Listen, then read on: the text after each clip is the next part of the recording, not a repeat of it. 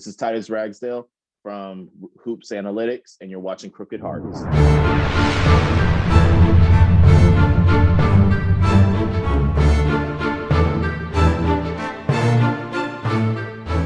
And then before all my games, I always watch Michael Jordan's documentary. I think it was called like The Air Up There. I think that's what it's called. And literally that was like me getting ready, getting my mindset ready. Like, okay, you're going to watch this MJ documentary, then you're going to play. So literally it was just like, okay, I'm going to portray this, do that. And then as soon as when fifth grade ball was over, I was living in Patterson at that time. And my parents didn't want me to go any of the schools in Patterson as far as like junior high. So we had to go to like a outer district school that was going to allow students that didn't live in a district to go to their elementary school / junior high school. So I went, my parents and I, we commuted like 40 minutes from Patterson to Tracy, California. And I was a new kid. You know, I don't know anything about Tracy. There was only like two residents that went to that school entirely that lived in Patterson. And I didn't even know them. Right. So it was just like, so I get there and everybody just looks at me like, oh yeah, we have a football team. I signed up for the football team, but then it got canceled because it was originally a flag football league, but it got canceled because dudes was trying to do, you know, the unnecessary contact, pushing, actually tackling, you know, so they suspended that league entirely, right? So I was like, oh damn, okay, so I'm just gonna play basketball. So I'm literally first day of school, you know, I didn't know anybody. So I'm thinking like the first thing to do is, okay, as soon as when like recess starts, I'm gonna play. Because I see that everybody was playing basketball. So I was like, all right, first recess, I'm gonna play ball. And then I'm around with the 7th and 8th graders. Because I guess I don't know what it is at like other districts or other states how they do it, but like, because I know here in California, there's like separate rules. Like I know where I was living in Manteca, they do by one team, all 3 grades. Where I was playing at in Tracy, they do 3 levels. So there's a B team. The B team was the 5th and 6th grade team, and the A team was the 7th and 8th grade team. Oh, okay, yeah. My middle school, you had one team, 3. Yeah, because most of the time 6th graders didn't really. You probably had one 6th grader on the team, right? At the time it was like 8, 7, and 8. Mm-hmm. Yep. So for me, it was like, okay, I know that there's 2 teams. It's not gonna be a problem. Blah blah. Or like the 5th graders, they're gonna have to use me, right?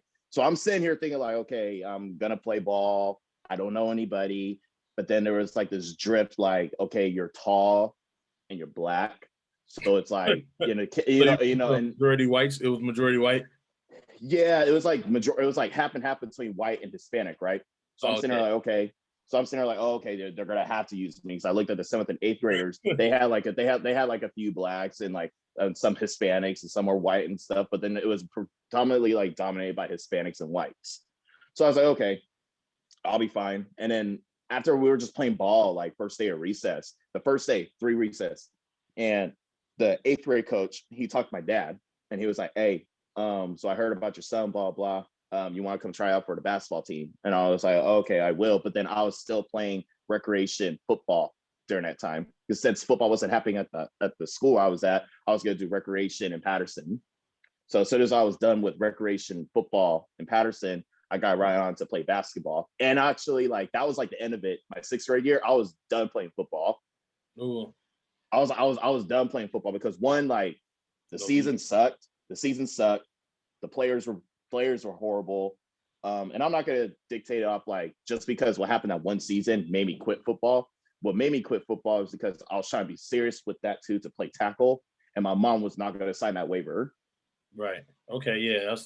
That was my grandma. After every game, she'd be like, I don't even know why you still playing. I'd be sore. Yep. Let's be running back. Like it was like playing running back, and this was before like now it's passing leagues and everybody throwing the ball.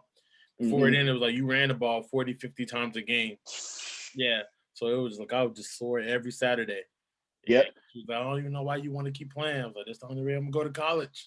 Yep. No, for real. And that's the thing. Like maybe if I played football long enough, I probably would have persuaded my mom into saying, all right, look, well, I'm gonna have to transfer to different schools and play football. But because during my preteen times, I was playing more basketball than I was in football, because football came easy for me.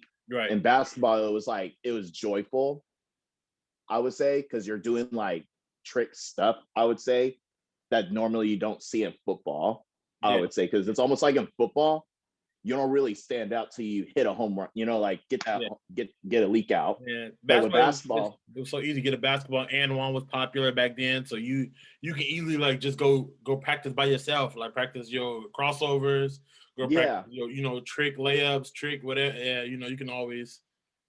Yeah, so I get it. And I would say maybe it's because I was seeking for that validation from everybody. Like, all right, look, football, I kind of stand out, but I'm like the same as everybody. But then when it was with basketball, I like stand out. So it was just like, I kind of like, so I like that feel.